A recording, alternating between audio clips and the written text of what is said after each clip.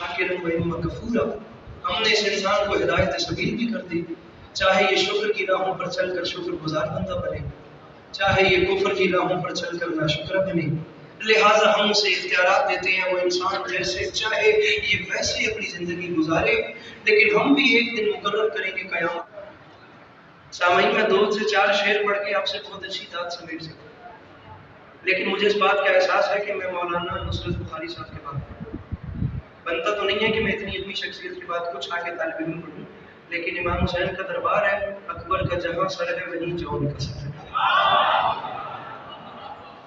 جو بھی ٹوٹے پھوٹے الفاظ ہیں، خالق فرماتا ہے ایک دن مقرر کریں کہ قیامت کا بات صرف شیعہ سے ہے بھی نہیں، میرا یقین ہے کہ علیحدہ مکاتب فکر کے احباب بھی تشریف فرماؤں گے تو وہ بھی سمیٹ ایک دن مقرر کریں گے قیامت کا، اس دن ہم بھی اس سے سوال کریں گے اب بتا تو انسان کن راہوں پر چل کر آخر ہم تک آیا؟ یہ ماں و تین کا مجموعہ، یہ آب و گل کا سنگم، یہ کچھ پانی اور کچھ مٹی کا پتلا زمین پہ جال بن کے بچھ گیا، یہ آسمانوں پہ کمندے ڈالنے لگا، زمین اس سے نہ بچی، آسمان اس سے نہ بچا، پہاڑ اس سے نہ بچے، ہوا اس سے نہ بچی، فضا اس سے نہ بچی۔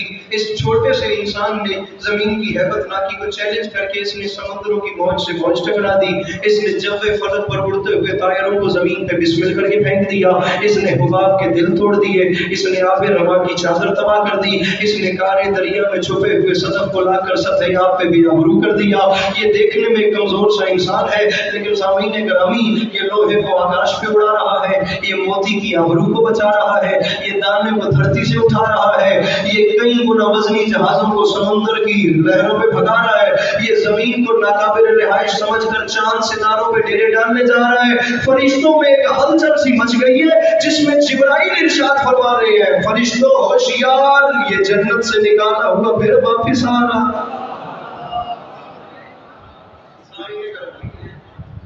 فرشتوں میں جناب جبرائیل ارشاد فرما رہے ہیں یہ جنت سے نکالا ہوا۔ کسی کتاب کی پابندی ہے ہی نہیں کہ کوئی کسی فرقے کا بندہ اعتراض کرے، آپ گوگل کھول کے ڈاکٹر قاسم جعفری کے لیکچر نکالیں تو آپ کو یہی کہتے ہیں جو بات ہے، یہ جنت سے نکالا ہوا انسان دوبارہ جنت میں واپس آ رہا ہے۔ ہر بندے کے سامنے ایک اپنا ذاتی اوپینین، اس ذرا سی رائے کا حق تو مجھے بھی ہوگا، مجھ حقیر کے نظریات کے مطابق اس کمزور سے انسان نے پرندوں کی طرح ہوا میں اڑنا بھی سیکھ لیا، اس نے مچھلیوں کی طرح سمندر کی گہرائیوں میں تیرنا بھی سیکھ لیا، لیکن زمین کی خشکی پر اس انسان کو انسانوں کی طرح چلنا نہیں۔ اگر میں بات غلط کروں تو اپنے جان دوڑا کے دیکھ، میں تو ممبر پہ گزارش کروں گا کہ میں ایک ذاکر ہوں، لیکن داد میرا ٹارگٹ نہیں ہے۔ جو بندہ پوری مجلس میں اس خیال میں بیٹھے کہ ان کے پاس اس کی کتنی داد لیتا ہے، اس کو امام پر آ کے دروازے سے خدا میں مشکل بات کر لوں، اگر اس کا ساتھ لے جائیں تو یہی میرا توشہ آخرت ہے، اسی میں میرا کاسہ خیرات کو گزارش ہے۔ اس زمین کی خشکی پر بیچارے انسان کی طرح چل نہیں دیتا۔ اس کی وجہ یہ ہے کہ آپ جہاں نگاہ دوڑا کے دیکھیں ایک دہشت، وحشت، بے چینی، بے سکونی، بے اطمینانی ہے۔ اب خالق کے قرآن میں ارشاد فرما رہا ہے کہ ہم نے اسے ایسے طریقے سے بنایا۔ اب اتنی دیر گفتگو کا مقصد یہ ہے، مظہر و مصدر بات کا یہ ہے کہ جسے وہ احسن بنائے وہ ایسا نہیں ہوتا، اور جو یہ ہے یہ وہ نہیں جسے اس نے احسن بنایا، پھر بات گم کہاں ہو رہی ہے؟ سامعین، وہ ذات فرما رہی ہے میں نے احسن بنایا، اور انسان جو حالات کر رہے وہ آپ دیکھ رہے ہیں، پھر وہ انسان کون سا ہے جسے اس نے احسن بنایا؟ اس بات کو ڈھونڈنا ہے۔ اگر ہم قرآن کی اگلی آیت تلاوت کرتے تو یہ مسئلہ بھی حل ہو جاتا۔ وہ خالق ارشاد فرما رہا ہے لقد خلقنا الانسان فی احسن تقویم، پھر وہ فرماتا ہے ثم رددناہ اسفل سافلین، پہلے ہم نے انسان کو احسن طریقے سے بنایا، پھر ہم نے اسے پلٹا کر بدترین شکل میں بھیج دیا۔ نہ اس کے اچھا ہونے کی کوئی حد ہے نہ اس کی برا۔ جسے خالق کہے میں نے احسن بنایا، وہاں انسان کیا اندازہ لگایا، اور جسے وہ اللہ کرے ہم نے بدترین بنایا، وہاں انسان کیا اندازہ لگایا۔ وہ کہہ رہے ہیں حسن بھی ہم نے بنایا، برا بھی ہم نے بنا کے دونوں صورتیں ہم نے تمہیں دکھایا. اس کے اچھے ہونے کی بھی حد نہیں، اس کے برے ہونے کی بھی حد نہیں.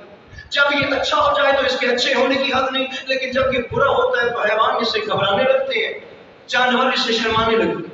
جانور انسان سے اس لیے شرماتے ہیں کیونکہ شیر درندہ ہے لیکن شیروں کے لیے نہیں، چیتا صفاق ہے لیکن چیتوں کے لیے نہیں، بھیڑیا خون آشام ہے لیکن بھیڑوں کے لیے، بھیڑیوں کے لیے نہیں، سانپ زہریلا ہے لیکن سانپوں کے لیے نہیں. لیکن انسان جب اسکول سافرین کی منزل پہ آتا ہے تو اپنے ہی بھائی کا لہو پیتا ہے، یہ اپنے ہی بنی لوگوں کی ہڈیاں چباتا ہے، یہ اپنے ہی بھائی کو جان سے مار دیتا ہے، یہ اپنے ہی گھر میں بیٹی جیسی رحمت کو زندہ دفن کر دیتا ہے. جب یہ برا ہوتا ہے تو اصل سے اس کے برے ہونے کی حد نہیں، لیکن تفسیر قرآن کہہ رہے ہیں لیکن جب یہ اچھا ہوتا ہے نا تو کبھی شہ سوار گھر کا رفتار ہوتا ہے، کبھی انجم شکار ہوتا ہے، کبھی تہذیب کا دیوتا ہوتا ہے، کبھی ارتقاء کا پروردگار ہوتا ہے.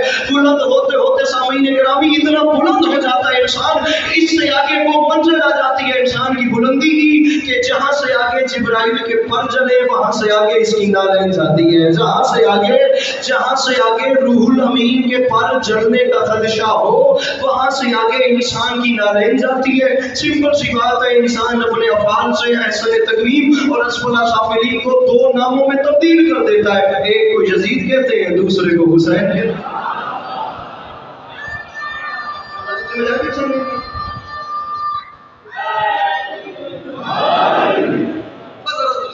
ایک کو یزید کہتے ہیں. انداز بیان گرچہ میرا تلخ بہت ہے، یا انداز بیان گرچہ میرا شوق نہیں ہے، شاید کہ اتر جائے تیرے دل میں میری بات. ایک کو حسین کہتے ہیں. اب یہاں سے خدا کی قسم ابھی شام ہے، زلف شب کمر تک آ جائے گی اگر سید العلماء آیت اللہ علی نقی نقن کی صرف ایک تقریر آگے لے کر کہ امام علیہ السلام نے یزید کی بیعت کی کیوں. ایک کو یزید کہتے ہیں دوسرے کو حسین کہتے ہیں. آگ پانی مٹی ہوا سے انسان بنتا ہے. اب توجہ رکھیے، فلسفہ سے بتایا کہ آگ پانی مٹی اور ہوا سے انسان بنتا ہے. اب یہاں سے تقریر کا رخ موڑنا ہے، ذرا ادھر کو چلیے، ورنہ میں ممبر پہ کھڑا کے کہہ رہا ہوں بہت چھوٹا طالب علم ہوں، آپ بہت علمی شخصیات بیٹھی ہیں، اتنے کیمروں کی موجودگی میں کہہ رہا ہوں آپ انسان یا انسانیت پر خمسہ رکھیں، 5 مجالس بواسط سے جی رکھیں. میں پڑھنے کے لیے تیار ہوں کہ انسان کیا ہے، انسانیت کیا ہے. آگ پانی مٹی ہوا سے انسان بنتا ہے، انسانیت نہیں بنتی. انسان اور چیز ہے، انسانیت اور چیز ہے. ارے ضروری نہیں جو انسان ہے اس میں انسانیت بھی ہو. انسانیت کے بھی اپنے عنصر ہے. وہ آج سے 1400 سال پہلے ایک محسن انسانیت نے بتایا. محسن انسانیت نے بتایا کہ انسانیت 4 چیزوں سے بنتی ہے، حکمت سے، عفت سے، عدالت سے، شجاعت سے. حکمت انسانیت کا پہلا عنصر ہے سامعین. حکمت کسے کہتے ہیں؟ حکیم حکمت سے بعض بندے سمجھتے ہیں حکمت یہ جڑی بوٹیاں، یہ طبابت ہوتی ہے، یہ طبیب کا کام ہے. حکمت کچھ اور ہے. حکیم بھی حکمت سے نکلا ہے. اگر دوائیں بیچنے والے کو حکیم کہتے ہیں تو قرآن حکیم کا کیا مطلب ہے؟ حکیم اور ہے، طبیب اور ہے. حکمت کیا ہوتی ہے؟ اشیاء کی حقیقتوں کو ویسے سمجھنا جیسے انہیں بننے والے نے بنایا. اور سامعین حکیم اسے پورا فلسفہ پڑھ لیجیے، یہ تعریف نہ نکلے تو یہ باس عسکری کا گریبان حاضر ورنہ آپ کا مقدر میرا اپنا نصیب. حکیم اسے کہتے ہیں التشفع بالالہ بقدر الامکان. حکیم اسے کہتے ہیں جو دیکھنے میں انسان ہو لیکن اشیاء کی حقیقتوں کا کوئی اتنا زیادہ واقف ہو کہ جب بیان کرنے پہ آئے تو اس پہ اللہ ہونے کا شک ہو جائے. میں نے دیکھا تاریخ میں ڈھونڈے کوئی ایسا ملے جس میں کبھی اللہ ہونے کا شک ہوا اور وہ حکیم ہو. تو میں نے خدا کی قسم دیکھا، مزید نظر دوڑائی تو قرآن میں کہا کامل نفوذ ڈھونڈو لما تأتکم من کتاب و حکمہ. جب میں تمہیں کتاب حکمت دے کر بھیج دوں تو مجھے سرکار رسالت صلی اللہ علیہ وسلم محسن انسانیت کا ہی ایک پروردہ نظر آیا. 36 ہجری جمعے کا دن کوفے کی مسجد میں ممبر پہ علی اور تمام تاریخ انسانیت نے دیکھا کہ ایک حکیم تھا جو کسی یونیورسٹی میں نہیں گیا، کسی لیب میں نہیں گیا، اس کے پاس دوربینیں نہیں ہیں، اس کے پاس خوردبینیں نہیں ہیں. وہ بیٹھا بیٹھا اعلان کر رہا ہے اور زمانے والوں جو نہیں جانتے وہ جان لو، جو جان گئے وہ پہچان لو. ہم اشیاء کی حقیقتوں کو جانتے ہیں. مدینہ العلم نے باب العلم کو عطا کیا ہے. اگر تمہیں یقین نہیں آتا تو میں ابھی اعلان کر رہا ہوں، سلونی سوال کرے اس لیے کیونکہ رسول اکرم نے مجھ علی کو علم ایسے دیا ہے جیسے چڑیا بچے کو دانا دیتی ہے.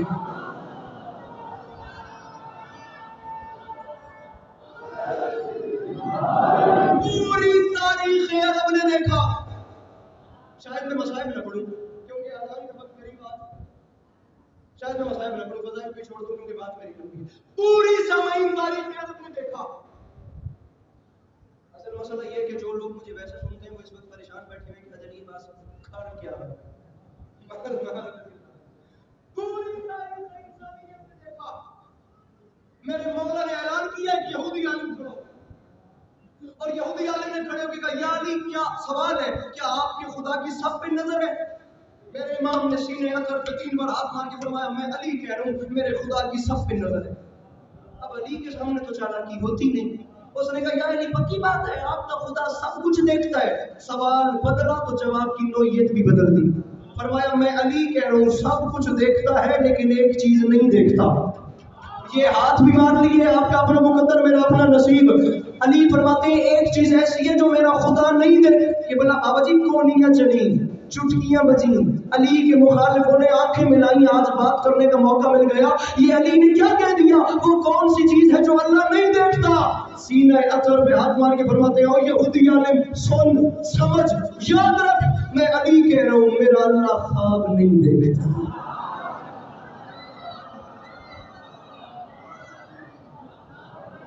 میں کہہ رہا ہوں میرا اللہ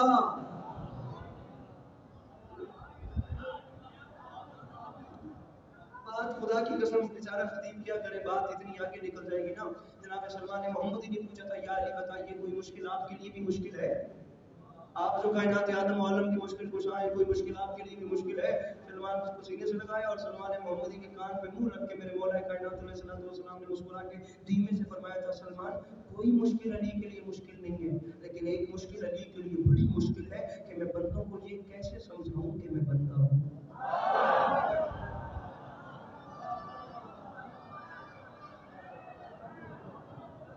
داد انشاءاللہ 13 سفر میں دیں گے، آج بات سنیے تشریف۔ یا علی بتائیں زمین و آسمان کی تخلیق کا فلسفہ کیا ہے؟ سوال علی علیہ السلام سے ہو۔ وہ خدا عادل ذات ہے، جو عدل نہ کرے وہ خدا ہی نہیں ہے۔ اس کی تو جواب دے دی پہلی دوسری صفت ہی عدل ہے۔ عادل، عدل کا مطلب ہے چیزوں کو ایڈجسٹ کرنا وہاں جہاں وہ ڈیزرو کرتے ہیں۔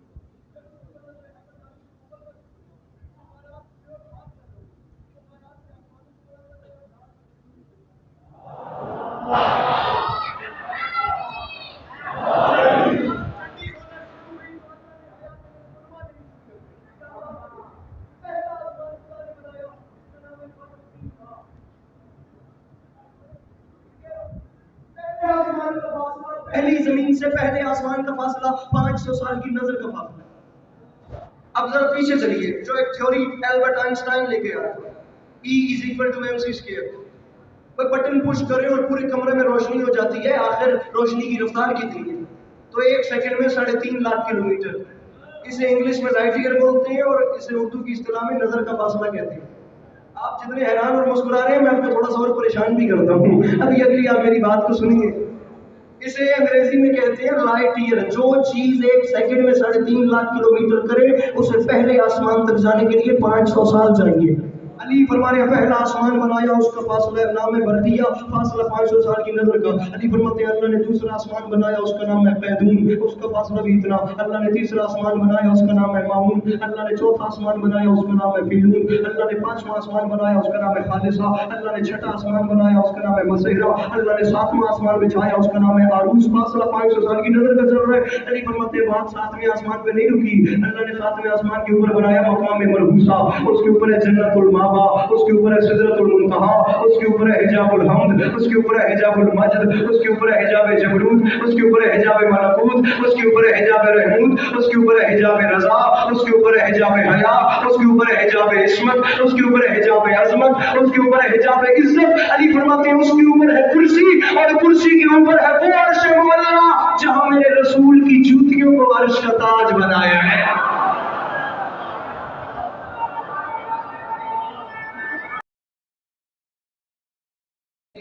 सामीन मिस्र है, हुसैन कौन, वो नवासा कौन, जबकि आहों कराहों की जलगार हो। सामीन 5 मिसरे चुप करके सुन ले। दर्द और उल्फत की चढ़ती हुई बाढ़ में डूब कर फिर उभरना भी दुश्वार है। मेरे मौला हुसैन अलैहिस्सलाम, कर सबीले न हो तेरे अल्ताफ की, मशके हाजात भरना भी दुश्वार है। हुसैन बादशाह, बिन तेरे जिंदगी का तसव्वुर ही क्या, नौए इंसान का मरना भी दुश्वार है। असद जी बंदा टैक्सना में उठ के अस्करी से सवाल करे, अली अब्बास तुम किस पे हाफ पे कह रहे हो कि नौवे इंसान का मरना भी दुश्वार है। हुसैन ना हो तो बंदा इज्जतदार हो के मर भी नहीं सकता, दावा किया है तो दलील लो, इज्जत से मौत भी नहीं आती। हुसैन, ये कैमरामैन जरा कैमरा फेर के मुझे हाथ दिखाएंगे जो करबला की सवारी मांगता है वो उठाता कैसे नहीं है। हुसैन ना हो तो बंदा इज्जतदार मर भी नहीं सकता। असद जी उसकी वजह ये है, नौवे इंसान का मुझे लगना है मरना भी दुश्वार है। क्यों? उसकी वजह यह है, कारवाने बशर की तो तकदीर में कल जो बेचारगी थी वही आज है। हुसैन तू न हो घर तो लाशें पड़ी ही रहे, ये जहां तो कफन तक का मोहताज है।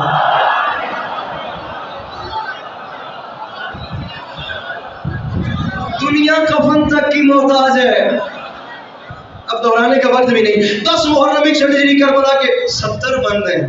मैं तो आखिरी पढ़ के सलाम कर रहा हूँ। 10 मुहर्रम हिजरी करबला के मैदान में मेरे मौला हुसैन ने 10 लाख की आंख में आंख डाली। फरमाते शर्म नहीं आती हुसैन से? अब बहुत लंबा सफर है, मैंने सारी नज़म छोड़ के बिल्कुल नतीजे पे आ गया। फरमाया मुझसे लड़ने आए हो, जितने अबतर हो तुम, जितने असफर हो तुम, कोई किरदार इतना घिनौना नहीं।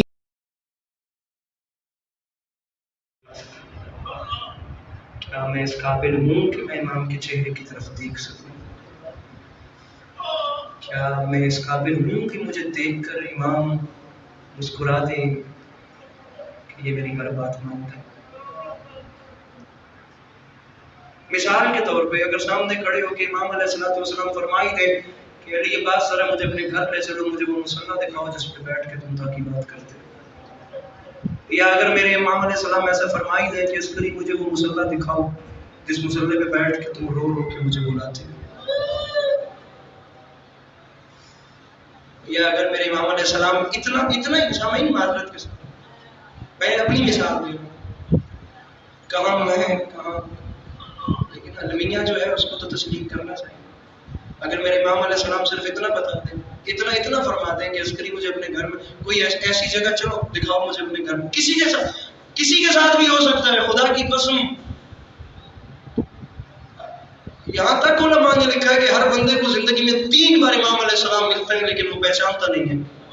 इमाम के ज़हूर के बाद हर बंदा ये कहेगा कि मैंने कहीं ना कहीं देखा। अगर इमाम अलैहिस्सलाम फरमाए कि अपने घर में चलो और चलकर मुझे वो जगह दिखाओ जहाँ तुमने मेरी मसनद बनाई है, इमाम अलैहिस्सलाम इतना फरमा देंगे अपने साथ मुझे ले चलो, अपने किसी एक ऐसे दोस्त से मिलवा दो जो सुबह शाम मेरी राहें देखता है, जो बिल्कुल मेरे बताए हुए नक्शे कदम पे चलता है, जो बिल्कुल हमारी सीरत पे अमल करता है, जैसे जैसा हमने दर्स दिया है वो वैसा वैसा चलता है। अगर कोई एक बंदा ऐसा है तो दिखा दो, तो क्या मेरे पास कोई ऐसी जगह है जहाँ मैं अपने वक्त के इमाम को लेके जा सकूँ? क्या मेरे पास ऐसी कोई जगह है जहाँ मैं अपने इमाम को बिठा सकूँ? अगर मेरे इमाम मुझे कह दें कि मैं 24 घंटे तुम्हारे साथ गुजारना चाहता हूँ, तुम 24 घंटे में क्या क्या करते हो, तो क्या मैं इस काबिल हूँ कि 24 घंटे अपने इमाम को अपने साथ रख के उन्हें बता सकूँ कि मौला मेरी ये एक्टिविटीज़ हैं, मैं 24 घंटे में यहाँ जाता हूँ, मैं यहाँ जाता हूँ, मौला मेरी आँख किसी नामहरम पे नहीं उठती, मौला मैं झूठ नहीं बोलता, मैं किसी को गाली नहीं देता, मौला मेरा कंट्रोल है मेरी आँखों पे, मेरे कानों पे, मेरी ज़ुबान पे। मौला हमें अच्छा बनने की तौफीक दें, मौला आपको कभी किसी का मोहताज न करें, और मौला हमें दीन में अपनी मर्जी करने से हमेशा बचाएं। वो बीबियाँ राज़ी हो जाएं जो दूर से आती हैं, जो देर से जाती हैं। बमा अलैना, बआवाज़ बुलंद सलावत।